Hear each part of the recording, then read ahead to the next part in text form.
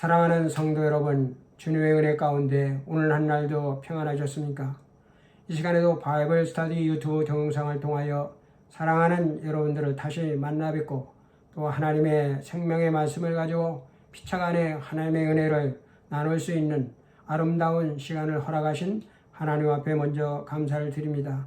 이 시간에도 하나님께서 우리들 각자들을 위해서 예비하신 풍성하신 은혜가 하나님의 말씀을 항상 사모하며 갈급해하는 여러분들 각자의 심령 가운데 충만하게 임하시기를 기대하면서 오늘의 바이블 스터디를 시작하도록 하겠습니다. 잠깐 기도하시겠습니다. 너희는 이 시기를 알거니와 자다가 깰 때가 벌써 되었으니 그러므로 너희는 정신을 차리고 근신하여 깨어 기도하라 말씀하신 걸어가신 주님. 주님께서 우리를 향하신 깊으신 사랑과 은혜를 기억하며 이 시간에도 감사와 찬송과 영광을 돌려드립니다. 공중 권세 잡은 자 사탄 마귀는 자기의 때가 얼마 남지 않은 것을 알고 사랑하는 성도들의 영혼을 삼키려고 시기하며 질투하면서 우는 사자와 동분서주하는 가운데 있지만은 오늘 성령께서 우리를 붙들어 주시고 또 진리의 말씀으로 채워주셔서 순간순간 마귀의 유혹과 괴계를 대적하여 또 우리가 모든 화제를 물리쳐 소멸하게 하시고 우리의 일상적인 삶 속에서 우리의 작은 믿음의 승리들을 맛보며 경험할 수 있는 믿음의 사람들이 될 수 있도록 축복하여 주심을 진심으로 감사합니다. 주님의 은혜를 기억하면서 이 시간에도 감사한 마음을 가지고 바이블 스터디에 모였습니다.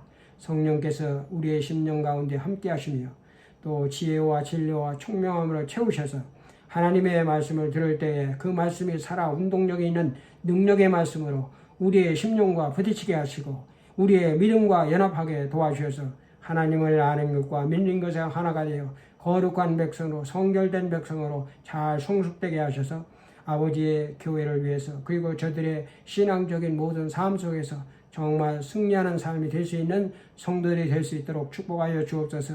예수님의 거룩하신 이름으로 간절히 기도하옵나이다. 아멘. 우리는 지금까지 Exploration about the Bible이라고 하는 큰 제목을 가지고 바이블 스터디를 계속하고 있습니다.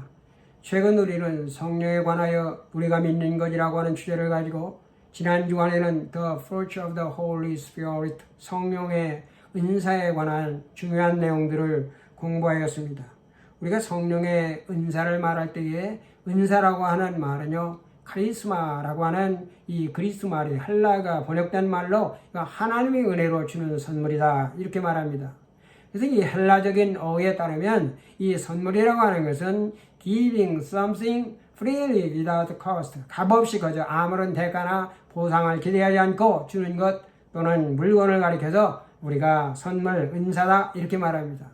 성경적인 정의에 따르면 은사는 예수님을 믿음으로 거듭난 모든 성도들에게 만왕의 왕이신 하나님께서 성령을 통하여 값없이 내려주신 하나님만이 주실 수 있는 이 선물이 바로 성령의 은사인 것입니다. 성령의 은사가 값없이 이게 거저준다 해서 싸구려 치과해서 이게 잡동사니가 아닙니다.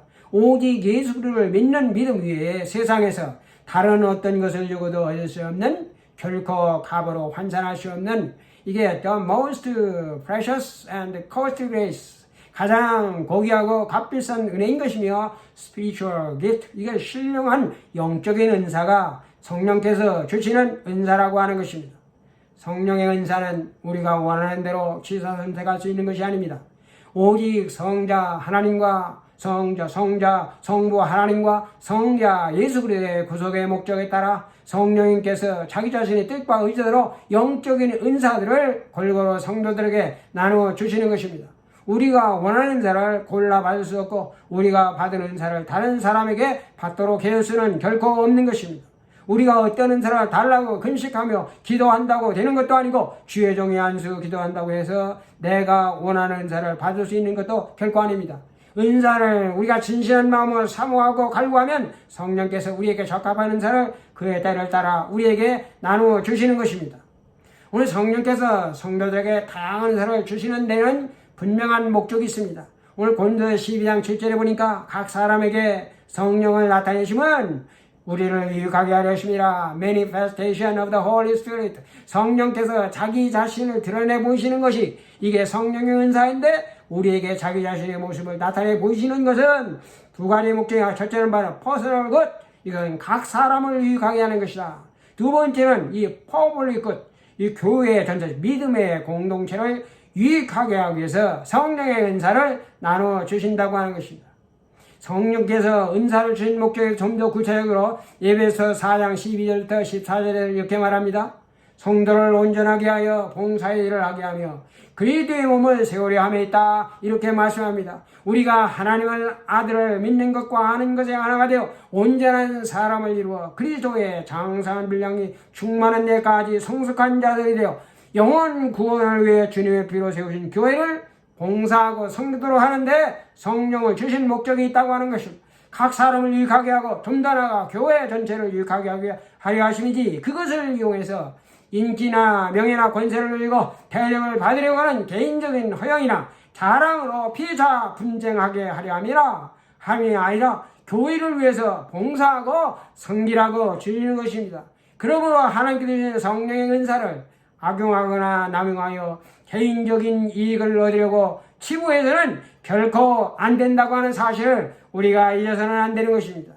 이 성령의 은사들이에요. 성령의 여러 번에서 말씀하는데요. 고린도서 12장 8절부터 11절에 말씀을 하고 있어요. 같은 장 고린도서 12장 오늘 23절에도 기록이 되어 있습니다. 로마서 12장 3절부터 8절과 에베소 4장 11절에 은사들이 나열되어 있습니다. 그 가운데 오늘 고린도서 12장 8절부터 11절에는 성령의 은사 9가지에 대해서 언급을 하고 있습니다. 그 첫 번째 은사가 지혜의 말씀이다. 메시지 오브 위덤이라고 하는 지혜의 말씀입니다. 이것은 사람의 영에 속하고 내면적이고 근본적이고 영원한 것과 관련된 것으로 전체적으로 사람의 내면에 깊숙이 꿰뚫어보는 이게 성령의 은사가 이게 지혜의 말씀인 것입니다. 이것은 어떤 특정한 상황 속에서 우리가 어떻게 말해야 될지를 깨닫게 하는 능력, 이것이 지혜의 말씀인 것입니다. 우리가 이것을 전도할 때 많이 경험하게 되는 것이죠.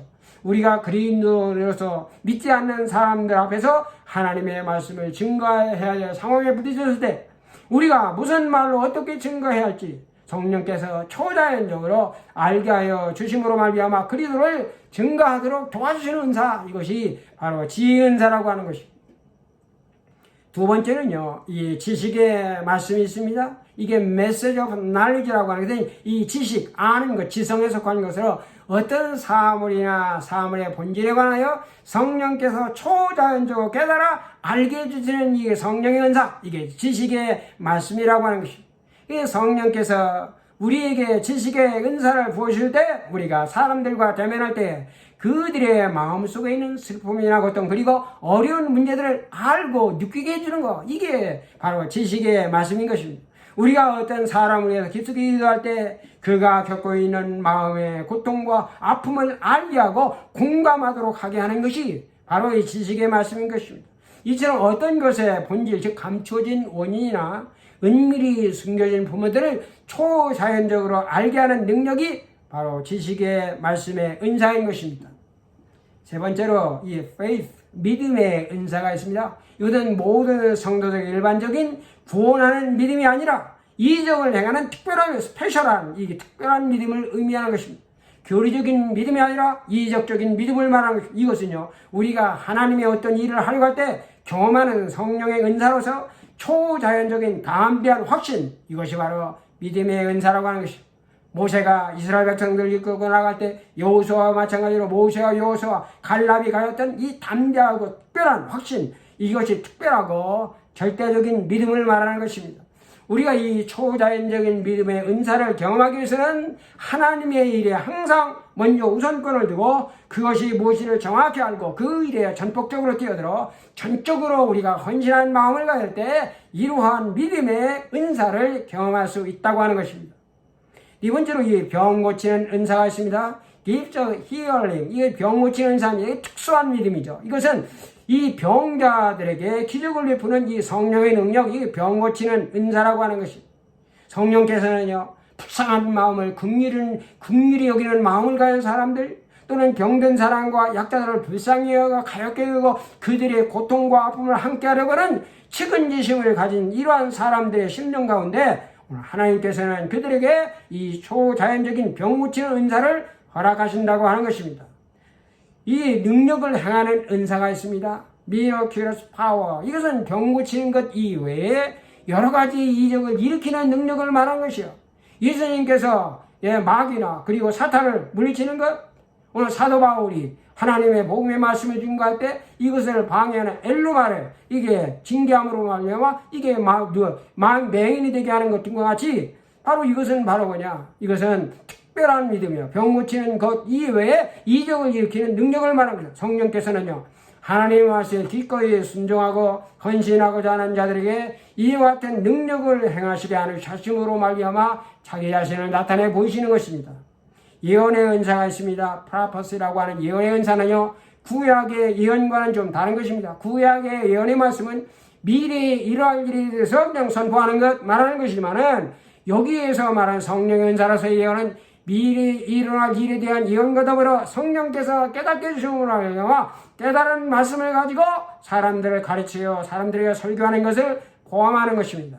이 은사는요. 성령께서 깨달아 알게 하신 것을 사람들이 알아들 수 있는 명료한 말로 가르치는 것으로 사람들에게 말하여 그들에게 덕을 세우고 권면해주고 위로하여 교회에 덕을 세우고 교회에 유익을 주는 은사가 바로 예언의 은사라고 하는 것입니다.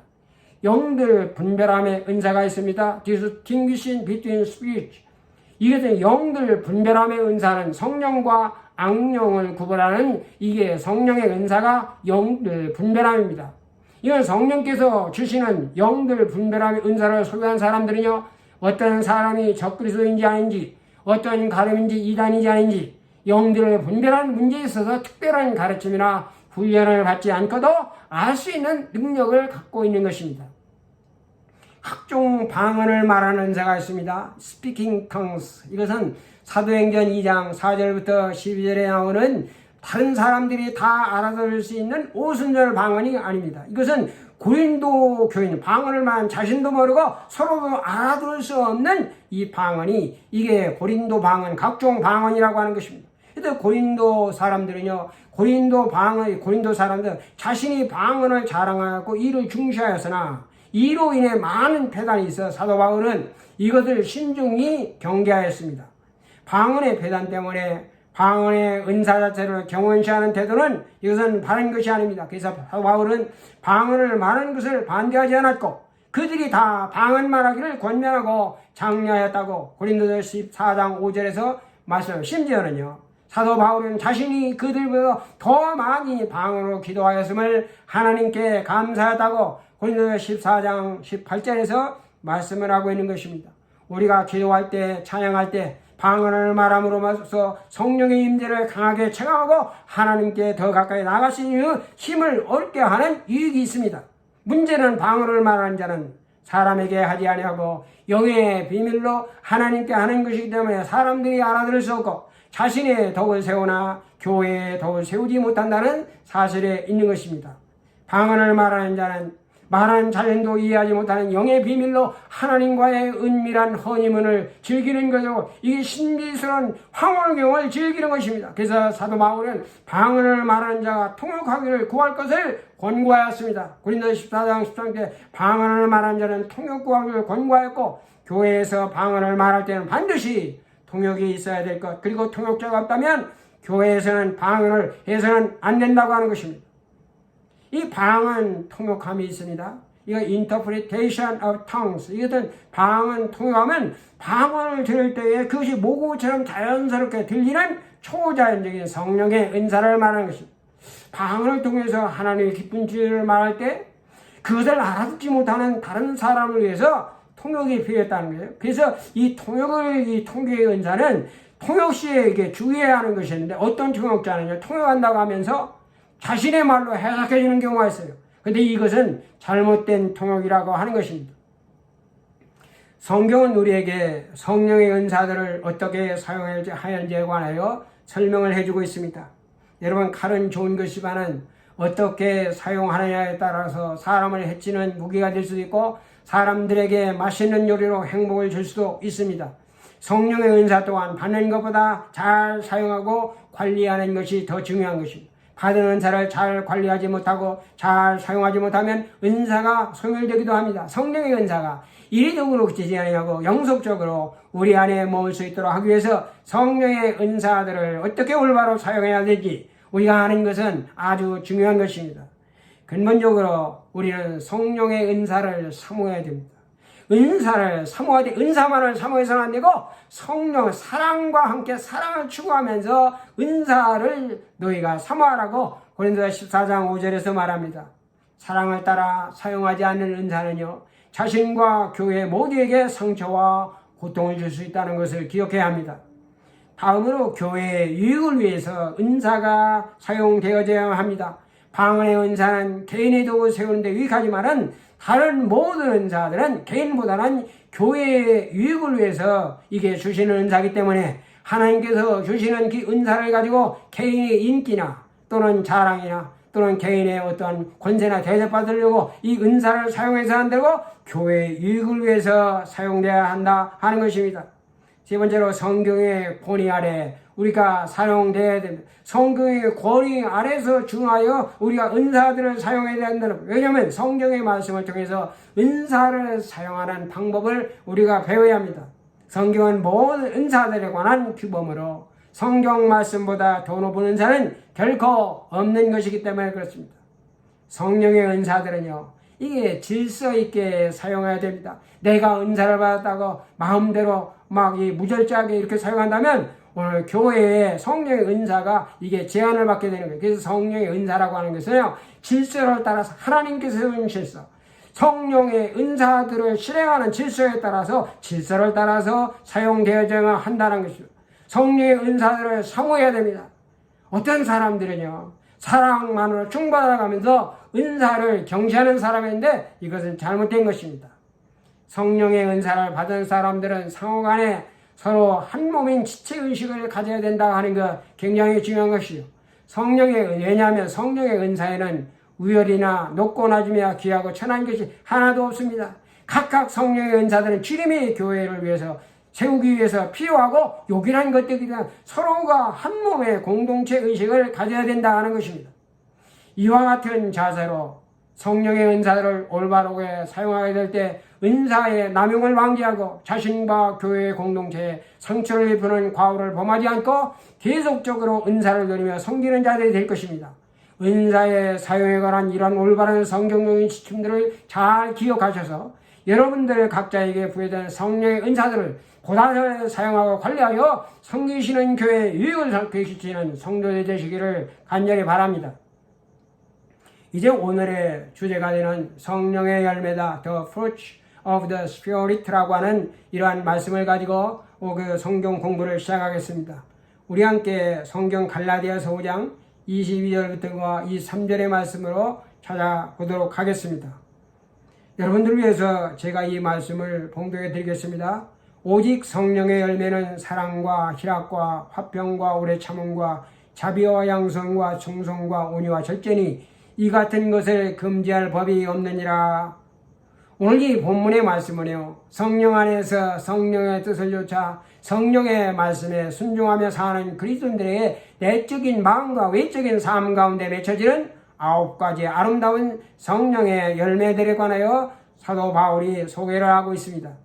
성령께서는 예수 그리스도를 믿고 거듭난 그리스도인들에게 교회를 돕고 섬길 수 있도록 각자의 재능과 능력에 맞는 성령의 은사들을 성령의 뜻에 따라 골고루 나누어 주십니다. 그뿐만 아니고 오늘 성령께서는 성령의 은사와 함께 성도들의 삶 가운데 성령의 열매를 맺히게 하는 것입니다. 성령의 은사를 가진 사람들은요, 반드시 성령의 열매를 맺는 삶을 살아야 됩니다. 성령의 은사를 가진 사람들이 성령의 열매를 맺지 못할 때 오늘 그 삶은 참된 그리스도의 삶이 아니라고 하는 것입니다. 성령의 은사는 하나님의 지혜와 지식을 알게 하고 병을 고치고 능력을 하고 예언을 말하고 방언 통변함을 하는 하나님의 능력이 성령의 은사입니다. 그러나 성령의 열매는 거듭남을 경험하고 변화된 성도들이 육신의 정욕을 쫓아 살던 옛 생활을 버리고 성령님의 인도와 뜻을 따라 성령의 예수님의 성령과 인격과 성품과 삶의 모습을 본받아 사는 거룩하고 성결한 삶의 과정 속에서 맺어지는 성도들의 인격과 성품을 의미하는 것입니다. 은사는 순간적으로 주어지는 이 것에 비해서 열매라고 하는 것은요, 씨 뿌린 농부가 귀한 열매를 바라고 길이 참아 이른 비와 늦은 비를 기다린 같이 오랜 시간을 필요하고 그리스도의 전생애를 통해서 이게 맺혀지는 것입니다. 성령의 은사는 투두, 이렇게 투두, 영어 표현하면 투두로서 무엇을 할 수 있는 능력을 의미합니다. 그러나 성령의 열매는 투비로서 이것은 사람 자체의 인격과 성품과 덕목과 사람들 인간됨을 말하는 것입니다. 따라서 우리가 성령의 열매를 맺는 삶이 성령의 은사와 능력을 행사하는 삶보다 더 중요하다 하는 것을 우리가 알아야 합니다. 우리는 능력을 중시하는 시대에 살고 있습니다. 개인의 재능과 그리고 능력으로 말미암아 사람을 평가합니다. 무한 경쟁 시대에 이건 당연한 것이고 잘못된 것이 아닙니다. 그럼에도 불구하고 능력보다 더 중요한 것이 사람됨이라 하는 것입니다. 수년 전까지만 해도 오늘 교육에 있어 인간의 지능, 지순, IQ 이것을 강조했잖아요. 이 인텔리전스 퀘오션트라고 이게 IQ라고 하는 거예요. 인간의 지능 지수를 중시했습니다만은 오늘날에서는 인간의 감성의 지수, EQ, Emotional Equation, 이게 사실 감성 지수를 더 중시하는 것입니다. 인간에게 있어 지식과 능력보다 감정과 인성, 인간됨과 사람됨이 더 소중함을 깨닫게 된 것이라고 하는 것입니다. 좋은 성품은 뛰어난 능력보다 중요한 것입니다. 좋지 못한 성품을 가진 뛰어난 사람을요, 다른 사람들에 대한 배려가 전혀 없습니다. 성령의 은사만 받고 열매를 맺지 못하면 그런 영적으로 심각한 문제에 직면하게 되는 것입니다. 그래서 성령의 은사는 반드시 성령의 열매로 맺혀져야만 하는 것입니다. 열매를 맺을 나무가 열매를 맺지 못하면 그것은 땅만 험해하고 아무 쓸데없는 무용지물에 불과하기 때문에 열매를 앞서고자 하고 있는 기다리는 과손지기의 마음을 상하게 하는 것입니다. 열매 없는 무화과나무를 조시하는 주님의 말씀처럼 성령 은사를 받은 자들이 성령의 열매를 맺지 못하게 될 때 성령께서 근심하시고 슬퍼하시는 것입니다. 우리는 지금까지 성령의 열매 맺는 삶보다 성령의 은사와 능력을 더 중시하고 그것에 의존하여 성도들의 믿음과 교회의 성장을 주도해 온 경향성을 많이 가지고 있습니다. 성령께서 주시는 은사를 가지고 능력을 행사하는 것은 좋은 것이고 부러움이 대상이 되는 것입니다만은 그것이 성령의 열매로 그의 인격과 성품과 사람됨으로 연결되지 않을 때 그것을 하나님과 교회가 아닌 개인의 이기적인 목적으로 전용이 되어 자신과 교회의 유익과 그리고 덕을 세우지 못하는 나쁜 사례들을 우리의 주변에서 많이 볼 수가 있는 것입니다. 그래서 사도 바울은요, 갈라디아서 2장 20절부터 21절에서 그리스도인의 삶이 무엇이냐, 그리스도인이 뭐냐라고 하는 그리스도인의 삶의 정체성에 관해서 말씀을 하고요. 오늘 갈라디아서 5장 24절에 이렇게 말합니다. 갈라디아 성도들에게 육체와 함께 그 정욕과 탐심을 십자가에 못 박은 너희들이 이제는 주님을 믿기 이전에 육체의 소욕과 마음의 정욕대로 살았던 옛생활을 청산하고 성령을 따라 성령의 인도하심을 쫓아 순종하는 삶을 통하여 풍성한 성령의 열매들을 맺는 자들이 되라고 강권하면서 오늘 9가지의 아름다운 열매들을 소개하고 있는 것입니다. 오직 성령의 열매는 사랑과 희락과 화평과 오래 참음과 자비와 양성과 충성과 온유와 절제니 이 같은 것을 금지할 법이 없느니라. 오늘 이렇게 사도 바울이 9가지 성령의 열매에 대해서 소개를 하고 있는 것입니다. 여러분, 이것들은요, 예수님을 믿고 성령의 인도하심에 순종하는 자들에게 나타나는 인격적인 특성으로 타고난 이게 성품과는 전혀 다른 것입니다. 사람에 따라 천성적으로 어떤 사람 온유한 사람도 있고 견수한 사람이 있습니다. 인내심이 강한 사람도 있어요. 여기서 의미하는 성령의 열매는 예수님을 믿고 거듭남을 경험한 후에 변화된 인품과 사람됨을 의미하는 것입니다. 여러분, 열매는 어느 날 갑자기 얻을 수 있는 것이 아닙니다. 탐스럽게 주렁주렁 맺은 열매가 맺혀지고 자라서 수확하기까지는 농부의 정성과 관심과 사랑과 그리고 오랜 시간이 필요하고 충분한 햇빛과 충분한 자양분이 공급되어야 하는 것입니다. 성령의 열매도 마찬가지입니다. 예수님을 믿고 성령을 따라 전적으로 순종하는 삶의 과정 중에 점진적으로 이게 맺혀지고 나타나는 것입니다. 하나님의 말씀을 묵상하고 기도하고 자신을 철저히 복종시키는 경건의 훈련의 과정을 거쳐 성령의 열매들이 하나씩 맺혀지게 되는 것입니다. 이 9가지 성령의 은사들은 우리가 성격상 세 구분으로 우리가 나눌 수가 있습니다. 첫 번째는 하나님과 사람과의 수직적인 관계 속에서 맺어지는 세 가지 변화된 성품으로서 이것은 사랑과 희락과 화평, 하나님과 인간 사이의 수직적인 관계 속에서 이 맺혀지는 변화된 성품으로 사랑과 희락과 화평의 열매인 것입니다. 우리가 예수 그리스도를 믿음으로 구원받은 이신득의 신앙을 가지고 성령에 순종하는 삶을 살 때 하나님께서는 성령을 통하여 우리의 삶 속에서 이 세 가지의 열매들을 맺혀지게 하는 것입니다. 우리도 하나님께서 주시는 사랑으로 하나님과 다른 사람을 사랑하게 합니다. 어떠한 환경에 얽매이지 않는 기쁨과 평화를 누리게 하는 것입니다. 두 번째는 사람과 사람과의 수평적인 관계 속에서 맺어지는 세 가지의 변화된 성품입니다. 이것은 사람과 사람이 항상 오래 참고 자비와 그리고 양선을 베푸는 것, 이 열매가 이게 두 번째 불의의 열매라고 하는 것입니다. 먼저 하나님을 사랑하는 자가 이웃을 사랑할 수 있는 것처럼 의로 하나님과의 관계 속에서 사랑과 희락과 화평을 누리는 사람들은 옆으로 이웃에 대하여 오래 참고 친절하고 선을 행하는 변화된 인격의 사람이 되게 하신다는 것입니다. 세 번째 불의는요, 자신의 내면 속에서 맺혀지는 변화된 성품으로 이것은 충성과 온유 그리고 절제의 열매인 것입니다. 이 세 불의의 열매들은요, 상호간에 긴밀하게 연결이 되어 있습니다. 오히려 하나님을 사랑하는 자가 옆으로 이웃을 사랑하고 하나님과 이웃을 사랑하는 자가 자기 자신을 참으로 사랑하는 것처럼 첫 번째 불의의 열매를 맺을 수 있어야만이 두 번째 열매를 맺을 수 있고, 그래야 세 번째 열매들이 자신의 내면적인 삶과 생활 속에서 나타나게 되는 것입니다. 이 9가지 열매들 가운데 첫 번째 열매는 바로 사랑의 열매라고 하는 러브, 사랑이라고 하는 것입니다. 이 사랑의 열매는요, 거듭나서 구원받은 자들이 성령에 따라 순종하는 삶을 살 때 나타나는 변화된 성품과 인격으로 9가지 성령의 열매 가운데 가장 중요하고 으뜸이 되는 덕목이 되는 것입니다. 사랑은 모든 은사들과 열매들을 온전히 묶어주는 이게 띠와 같은 것이며 끈과 같은 것이라고. 그래서 사도 바울은 이 모든 것들 위에 사랑을 더하라. 다른 모든 열매들 위에 이 사랑을 더하라고 권면합니다. 그러므로 이 모든 것들 위에 사랑을 더하라.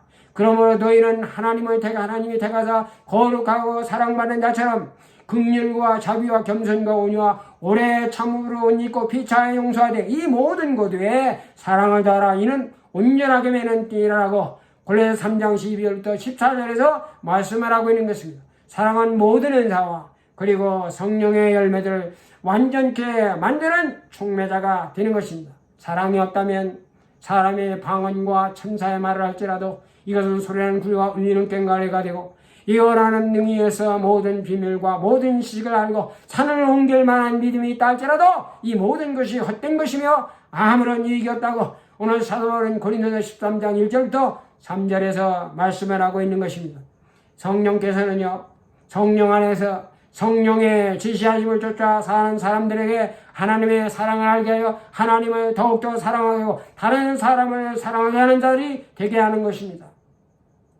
사랑은 성령을 통해서 변화된 사람의 가장 두드러진 사람됨의 인격과 성품을 말하는 것입니다. 성령을 쫓아 살면 우리는 사랑의 사람으로 변화됩니다. 주님은 너희 원수를 사랑하며 너희를 핍박하는 자를 기도하라고 마태복음 5장 44절의 말씀에서 오른뺨을 치거든 왼뺨도 돌리더라. 속옷을 달라 하는 자들 겉옷까지 주며 오리를 가자는 자들 심리까지 가는 자 이렇게 말씀해요. 우리는 어떻게 이러한 삶을 살 수 있냐고 반문을 합니다. 한마디로 불가능하다는 것입니다. 그러나 성령으로 변화되어 성령의 뜻을 따라 사는 사람들은 이것보다도 더욱더 강한 사랑의 사람이 될 수가 있는 것입니다. 주님처럼 자기를 찌른 자를 위해서 기도하고 용서하며 그들 위해서 죽기까지도 하는 것입니다. 우리의 능력이 아니라 성령께서 하나님의 사랑을 우리의 마음에 부어주시기 때문에 가능한 것입니다. 오늘 스가랴 선지자는 스바벨에 그래서 이렇게 말, 힘으로도 되지 아니하며 능력으로 되지 아니하고 오직 나의 영으로 되느니라. 스가랴 4장 6절에서 말씀처럼 성령의 능력으로 사는 자들은 가능한 것입니다. 세베대의 아들 요한은요, 아주 성격이 급하고 거칠고 이게 투박하며 저돌적이고 공격적인 사람이었습니다. 그래서 그의 별명이 보아노게 아닙니까? 이게 우리의 아들이라고 한 같이 오늘 성격이 아주 급하고 저들 공격적인 사람이었어요. 근데 이 요한은요, 사마리아인들이 예수님의 말씀에 응답하지 않을 때 하늘에서 불을 내려 태워버려야 한다고 이게 말했던 사람이 세베대 아들 요한이었습니다. 그러나 그가 오순절 사건으로 성령 충만함을 경험하고 성령의 사람에 변화된 후에는 예수님의 깊은 사랑의 감동에 항상 예수님의 사랑의 메시지를 전했고, 만나는 모든 사람들에게 사랑하는 형제들이여, 하나님 우리를 위해 독생자를 주기까지 우리를 이롭게 사랑했으니 우리도 서로 사랑합시다. 우리가 서로 사랑하기 당연하다고 만나는 사람들에게 사랑하자고 강청했던 사람이 사도 요한이었다 하는 것입니다. 성령에 감동된 사람 스데반은 돌에 맞아 죽어가면서도 자신을 돌로 쳤던 자들을 위해 무릎을 꿇고 주여 이 죄를 그들에게 돌리지 마옵소서, 그들을 용서하는 기도를 드리며 영광스러운 모습으로 순교를 하였습니다. 우리가 잘 아는 손양원 목사님이요, 자신의 두 아들을 살해한 사람을 자신의 양아들로 삼았습니다. 자신의 양아들로 삼아 네 원수를 사랑하라고 하신 주님의 말씀을 몸소 실천하는 사람이 되었습니다. 그는 기독교 역사는 그를 가리켜서 사랑의 원자탄이다 이렇게 부르는 것입니다. 예수를 믿는 자들과 교회를 미워하며 비방하고 잔해하던 사도 바울도 성령의 능력으로 변화되는 사랑의 사람이 되었을 때 너희를 박해하는 자를 축복하고 저주하지 말라. 아무 얘기도 악을 악으로 갚지 말고 모든 사람 앞에 선을 도모하라. 네 원수가 줄이거든 먹이고 목마른 거든 마시우게 하라. 악에게 치지 말고 선을 악을 이기라. 로마서 12장 14절부터 21절에도 그렇게 말씀하였습니다. 사랑의 성과라고 하는 고린도 13장의 말씀을 통하여 하나님 사랑의 위대함과 영원성을 말씀하면서 모든 것 가운데 제일 으뜸이 바로 사랑이라고 그는 역설하였습니다. 여러분, 사랑은 성령을 따라 사는 자들에게 주는 가장 중요한 열매가 되는 것이라는 것입니다. 두 번째 성령의 열매는 이게 희락이라고 하는 것입니다. 이 열매는 하나님께서 성령을 쫓아 자들에게 주시는 이 기쁨, pleasure, 희열, rejoice를 말하는 것으로 구원받은 자들이 누리는 이게 덕목인 것입니다. 사도 바울은 항상 기뻐하라고 말해요. 고린도 데살로니가서 5장 16절 사람은 항상 기뻐하라고 말합니다. 이것은 추상적이 아니라 실제적인 것이라서 우리가 항상 기뻐하는 삶을 살 수 있음을 우리에게 말하는 것입니다. 사람이 어떻게 항상 기뻐할 수 있습니까? 사람은 기뻐할 수 있는 상황과 그리고 환경과 조건 속에 있을 때는 자연히 기뻐하고 즐거워할 수 있고, 슬퍼해야 되는 상황과 분위기에 있을 때 슬퍼하고 우리가 애통해야 하는 것입니다. 어려운 문제로 고통받는 사람, 투병 중에 있는 이러한 환우, 그리고 고인을 충만 엄숙한 장소에서 함께 슬퍼하고 울어주고 위로하고 격려해주는 것이 동병상련의 마음입니다. 침울하고 엄숙한 분위기 속에서 혼자 웃고 기뻐하는 것은요, 이것은 정신지상자들이나 가능한 것입니다. 여러분, 사도 바울이 그것을 몰라서 항상 기뻐하라고 우리에게 권면하는 것입니까? 그거 아닙니다. 그는 쇠사슬에 악취나는 어두운 감옥에 갇혀 부자유한 몸으로 언제 죽을지 모르는 불안한 상황에 직면해 있었지만은 그는 기쁨을 잃어버리지 않았고, 그를 걱정하는 빌립보 교우들에게 주 안에서 기뻐하라, 항상 기뻐하라, 내가 다시 말하노니 기뻐하라고 빌립보 4장 4절에서 도리어 그들을 격려를 하였습니다. 바울은 항상 기뻐하는 자기 삶의 비밀을 가지고 있던 사람이다. 내가 궁핍함으로 말하는 것이나 어떠한 형편이든지 나는 자족하는 일체의 비결을 배웠느니 내게 능력 주시는 자 안에서 내가 모든 일을 할 수 있느니라. 이게 무슨 말씀입니까? 바울은 예수 안에서 성령의 능력 안에서는 불가능이 없다는 것으로 성령을 쫓아 사는 사람들은 항상 기뻐하고 즐거워하는 생활을 누릴 수 있다는 것입니다. 그것이 성령 안에서 사는 자들에게 주시는 바로 성령의 열매인 것입니다. 성령 안에서 성령의 능력 안에 그리스도인들이 이루는 기쁨은 여러분 상대적인 기쁨이 아니라 이것은 절대적인 기쁨입니다. 이 상대적인 conditional joy, 상대적인 기쁨이라고 하는 것은 환경과 조건에 따라 이것이 변하는 것입니다. 감사하고 기뻐하고 찬송해야 하는 조건이 있을 때만 기뻐하고 감사하고 찬송하는 것이기 때문에 무엇 때문에 감사, because 무엇이 있기 때문에 감사하는 기쁨인 것이며, 그 기쁨의 조건이 사라지면 이 기쁨을 더 이상 누리지 못하는 것입니다. 그들에 비해서 성령의 열매인 기쁨은요, 어떠한 상황과 환경 속에서 그것들이 어떻게 바뀌고 변한다 할지라도 결코 잃어버리지 않는, 그럼에도 불구하고 nevertheless, 그럼에도 불구하고 비록 뭐뭐 한자로 absolute joy, 이것은 절대 even though라고 하는 거예요. 어떠한 상황 가운데 그 비록 뭐뭐 할지라도 하는 이 절대적인 기쁨을 말하는 것입니다. 그것이 바울이 로마 옥중에서 누렸던 성령께서 주시는 무한한 기쁨과 신앙적 희열이라고 하는 것입니다.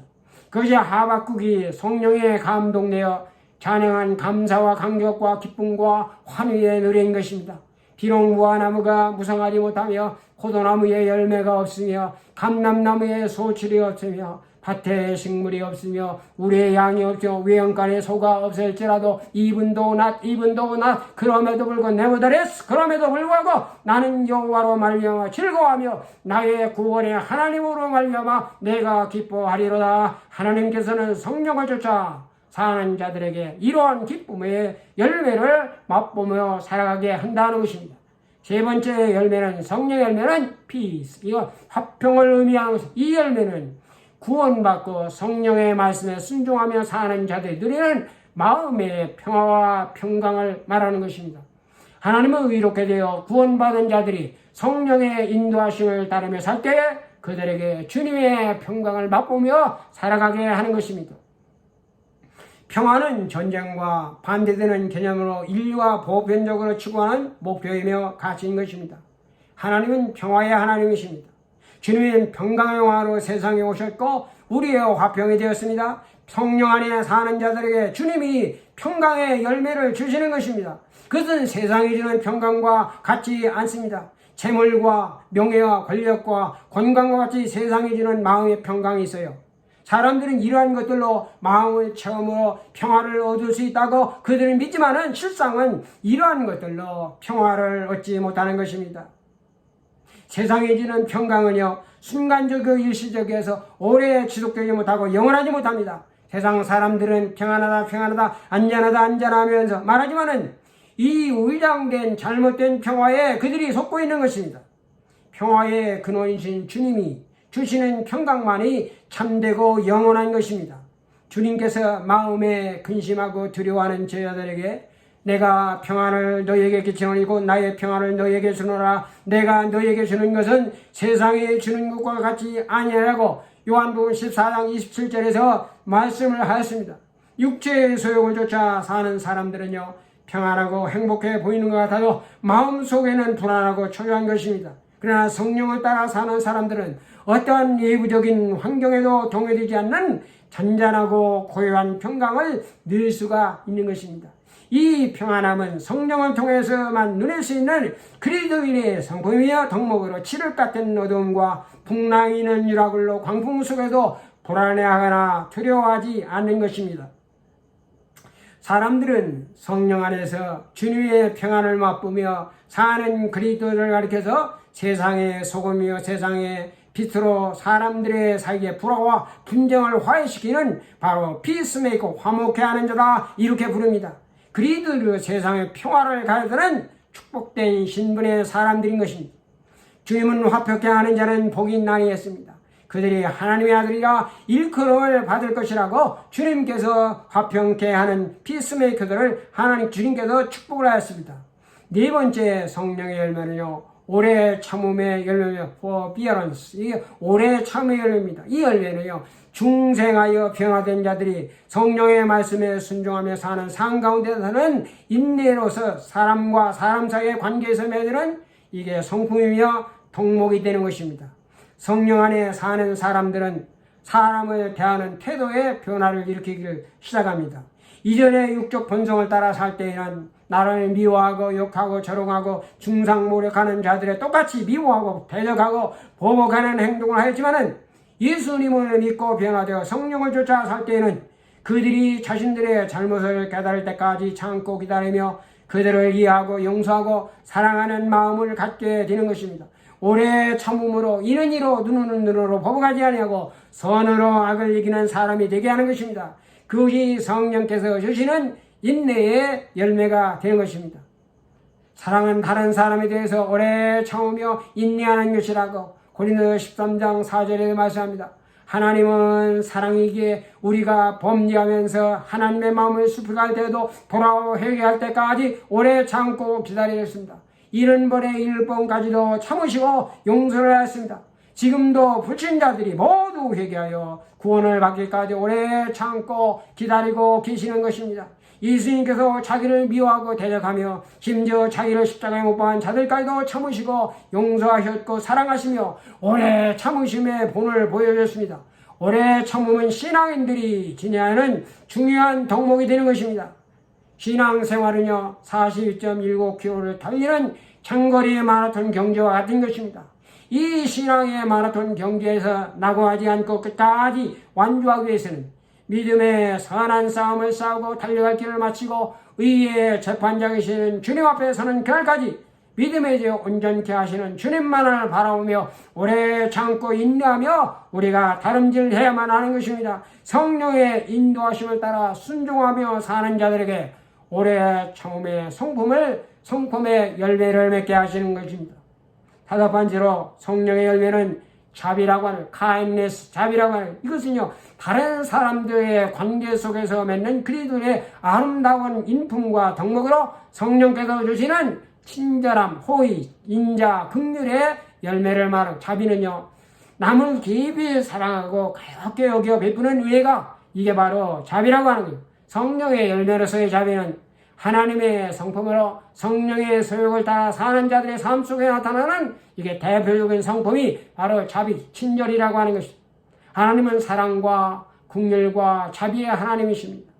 그리스도인들은 하나님의 긍휼과 자비와 그리고 인자를 풍성함을 맛본 자들입니다. 하나님의 사랑과 자비하심으로 구원받아 그의 자녀가 되었고 우리는 하나님을 아버지라 부르게 되었다 하는 것입니다.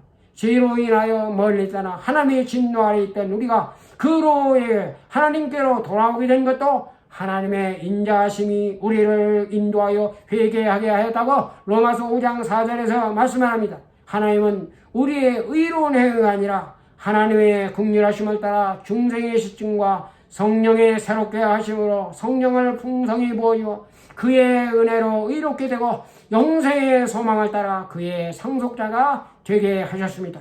사도 바울은 이 놀라운 자비를 맛본 성도들에게 너희는 하나님께서 대가서 거룩하고 사랑받는 자처럼 긍휼과 자비와 겸손과 온유 오래 참으로 옷 입으라고 고린도서 3장 12절에서 말씀하라고 있습니다.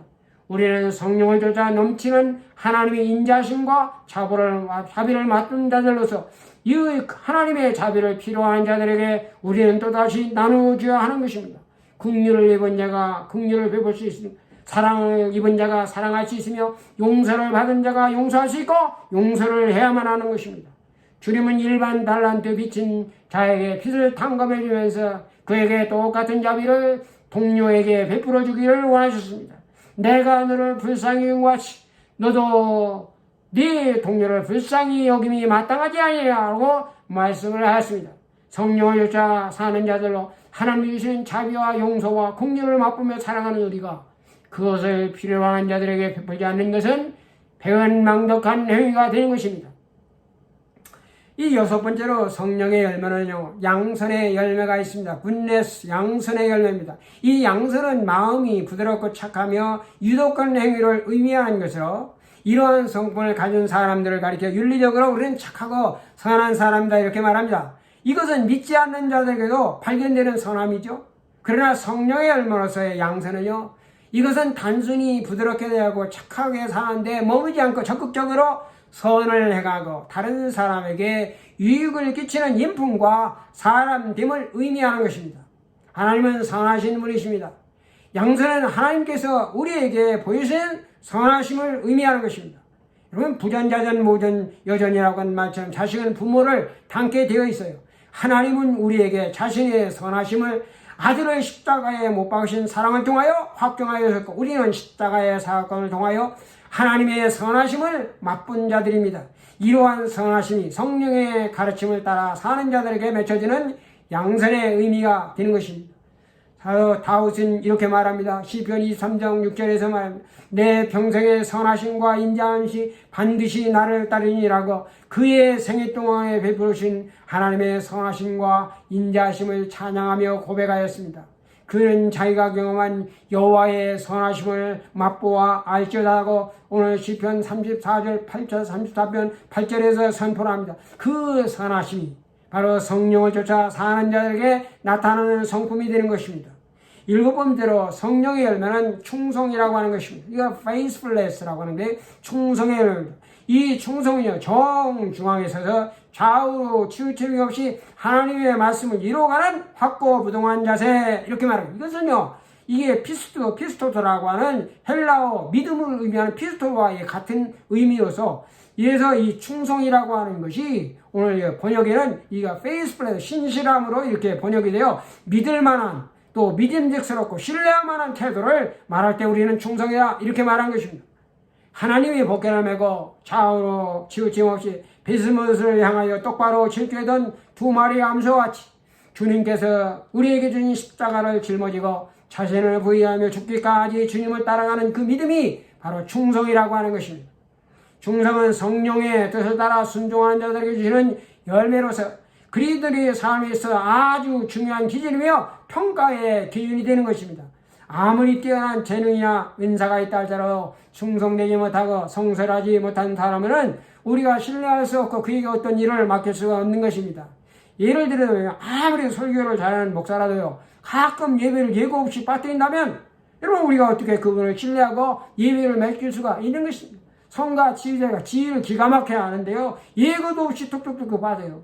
여러분, 이러한 사람을 우리가 어떻게 신뢰하며 그에게 성가대를 맡길 수 있냐 하는 것입니다. 사람의 됨됨이와 인격에 가름하는 이 기준은요, 사람의 재능과 능력이 아니라 그가 얼마나 성실하고 충성스러운 사람인가에 준하는 것이라 하는 것입니다. 모세와 여호수아, 사무엘, 다윗 그리고 바울 등등은 우리의 믿음의 선진들 한결같이 맡겨진 일에 성실하고 충성스러운 자들이었습니다. 그래서 다윗은 말합니다. 땅에 머무는 동안에 하나님의 성실함으로 너희가 식물을 삼아라고 시편 37편 3절에서 말씀, 사도 바울도 말해요. 자신을 하나님이 일꾼이요 하나님의 비밀을 맡은 자라, 이렇게 말하면서 맡은 자에게 구할 것은 충성이라고 말씀합니다. 우리는 작은 일에 끝까지 충성하는 자들이 되어야 하는 것입니다. 여러분, 성경은 믿음의 눈으로 보고 믿음의 마음을 가지고 읽어야 깨달아지는 이게 믿음의 책이 성경이라고 하는 것입니다. 예수님은 믿음에 대해 온전케 하시는 분으로 믿음의 모범을 보여줬습니다. 그러므로 그리스도인들은 예수님만을 바라보고 그분의 인격과 성정과 그리고 성품과 마음과 삶을 우리가 닮아가는 사람들이 되어야 하는 것입니다. 그리스도는 주님을 따르는 자들로서 그들이 서 있는 삶의 현장 속에서 항상 성실함과 그리고 충실함, 신실한 삶의 태도를 가지고 우리가 살아가야 하는 것입니다. 이러한 삶의 자세가 성령을 쫓아 사는 자들에게 주는 성령의 열매가 되는 것입니다. 이제 7번째 성령의 열매는요, 이 온유함입니다. 온유함, gentleness. 이 온유함을 말하는 것입니다. 이 온유함은 마음의 겸손한 자세로 다른 사람들을 대하는 제사 자세로서 이게 고통이나 또는 억울함, 심지어는 이 수치와 굴욕 속에도 내면적으로 부드러운 마음을 견디하며 겸허히 참아내는 이 고매한 성품을 우리가 말할 때 이게 온유라, 이렇게 말해요. 그래서 성령의 열매들 가운데 최고의 동맹 사랑의 한 표현이 상대방에 대한 온유와 친절함으로 나타내야 된다. 고린도서 13장 14절에 말합니다. 우리는 온유한다, 이렇게 말하면 연약함이나 한없이 부드러운 사람을 생각을 합니다. 그러나 성경이 말하는 온유는 우유부단하고 용기 없고 유약하고 그리고 거절하지 못하는 그런 모습이 아니라 야생마가 길들여진 상태를 표현하는, 묘사하는 표현이 바로 온유하다고 하는 거예요. 평온을 이게 질주하는 거세한 힘을 가진 야생마라 하더라도 주인에 의해서 길들여져 주인의 조정을 받지 않냐면 아무리 힘이 강해도 절대로 아무 쓸모가 없는 것처럼 오늘 이 길들여졌다라고 하는 그 의미가 온이라고 하는 그 의미가 그 속에 담겨져 있는 것입니다. 이것은 성령께서 주시는 열매로 예수님이 지니셨던 성품을 말하는 것입니다. 주님은 친히 말씀하시고 나는 마음이 온유하고 겸손하다 말씀하시면서 우리가 그에게 와서 그것을 배울 것을 부드럽고 온유한 음성으로 권고로 하였습니다. 온유는 단순히 부드러운 것이 아니라 힘을 통제할 수 있는 능력을 말하는 것입니다. 강인한 성격을 가지고 있음에도 불구하고 자신을 낮추어 다른 사람을 섬길 수 있는 성품, 여러 내적인 겸손이 밖으로 표출된 것이 바로 이게 온유함이라고 하는 것입니다. 바울은 교회가 하나됨을 위한 필수 덕목으로 겸손과 함께 온유함을 겸비해야 한다는 것을 말씀하고 있습니다. 온유는 상대방의 허물과 모난 부분을 감싸 덮어줄 수 있는 성령의 능력 안에 거하는 성도가 가진 가장 필수적인 덕목으로 주님은 온유한 성품을 가진 자가 천국을 기업으로 받는 축복된 자라고 말씀을 하였습니다. 우리는 어떠한 모습으로 사람들을 대합니까? 나를 잘 대해주는 자들에게만이 아니라 그렇지 않은 자들에게 얼마나 친절하며 온유한 태도를 보이냐 하는 것입니다. 우리가 맺어하는 성령의 열매의 온유의 대상은요, 대상에 따라 달라지는 것이 아닙니다. 성도의 온유와 겸손은 주님을 원받아 우리의 말과 생각과 일거수일투족을 성령에 의지하고 그분의 뜻에 맡기는 삶을 살 때 맺혀지는 열매가 되는 것입니다. 이제 마지막으로 9번째 성령의 열매는요, 이게 절제 열매, 셀프 컨트롤, 절제 열매라고 하는, 이 절제라고 하는 것은 단순히 외적으로 어떤 행동을 중단하거나 금하는 것만을 의미하는 것이 아니고 다양한 유혹과 영향에 좌우됨이 없나 흔들림이 없는 내적인 자유함과 자율성으로 자기 자신을 스스로 통제하고 제어할 수 있는 능력을 말하는 것입니다. 그래서 절제를 가르쳐 우리는 셀프 컨트롤 이렇게 말하는 것입니다. 성령의 능력으로 거듭나 변화되기 이전에는 우리 자신이 삶이 스스로 절제할 수 없는 통제 불능의 상태에 있었습니다. 옛 습관과 옛 습성에 젖어 세상의 유혹과 풍조 그리고 가치관에 젖어 살 때 공중 권세자는 사단을 따랐고 육체의 욕심을 쫓아 우리의 마음과 육체가 원하는 대로 우리가 마음대로 살았습니다. 우리의 모든 삶은 우리 자아의 생각과 의지와 판단과 결정에 따라 철저히 자아 중심적으로 살았습니다.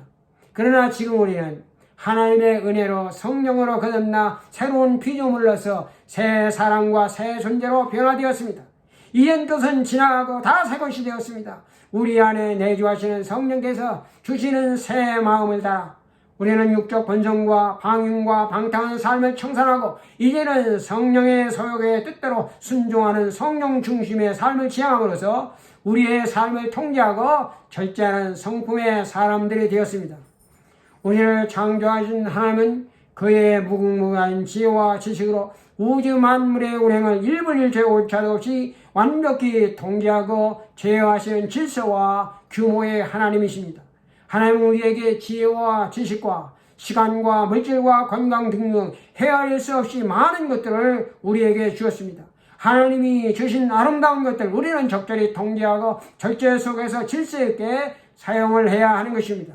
사도 바울은 술 취하지 말라 이는 방탕한 것이니 오직 성령 충만을 받으라고 권면을 합니다. 이것은 성도들이 술 마시는 것을 절제하임을 말하는 것입니다. 세월을 아끼라고 말씀합니다. 이것은 성도들이 시간을 헛되이 소모하지 말고 유익한 것이 되도록 다스리고 절제됨을 우리에게 말씀하시는 것입니다. 이러한 것들을 통제하고 절제하지 못할 때 우리가 거꾸로 이러한 것들에게 지배를 받게 되는 것입니다. 절제는 성공적인 신앙생활을 위하여 그리스도인들이 소유하는 가장 중요한 자질이며 덕목이 되는 것입니다. 절제하지 못하는 믿음은요 실패하게 됩니다. 신앙생활은요 운동 경기와 전쟁과 같은 것입니다. 전쟁에 임하는 군사와 운동 경기에 임하는 운동선수들이 최후의 승리를 얻기 위하여 하고 싶은 사생활을 철저히 통제하고 절제하면서 혹독한 훈련을 참고 인내하는 것처럼 영생을 쟁취하기 위한 믿음의 선한 싸움을 싸워 승리하기 위해서 믿음의 주이시며 주이신 예수 그리스도를 바라보고 인내하며 절제하는 삶을 살아야 하는 것입니다. 이 길을 다투는 자마다 모든 일에 절제하나니 이러므로 우리에게 구름같이 허다한 증인들이 있으니 모든 무거운 것과 얽매기 쉬운 죄들을 벗어버리고 믿음으로써 우리 앞에 당한 경주를 감당하며 믿음의 주 온전케 하시는 이은 예수를 바라보자. 오늘 이렇게 히브리서는 우리에게 말씀한 시냇가에 심은 푸른 나무가 계절을 따라 싱그러운 열매를 맺는 같이 이 아름다고 싱서풍성한 이 9가지의 성령의 열매들이 성령 안에서 성령의 뜻을 따라 순종하며 사는 여러분의 심령과 삶 속에 주렁주렁 맺혀지고 그 성령의 열매들을 맛보며 사는 축복된 성도들이 되기를 소원합니다. 오늘도 바이블 스터디에 참석하신 모든 분들의 주님의 은혜와 축복이 함께 하시기를 축복합니다. The grace and the blessing of the Lord be with everyone who takes part in this Bible study in Everlasting Gospel Church of Nazareth. Thank you so much. See you next week.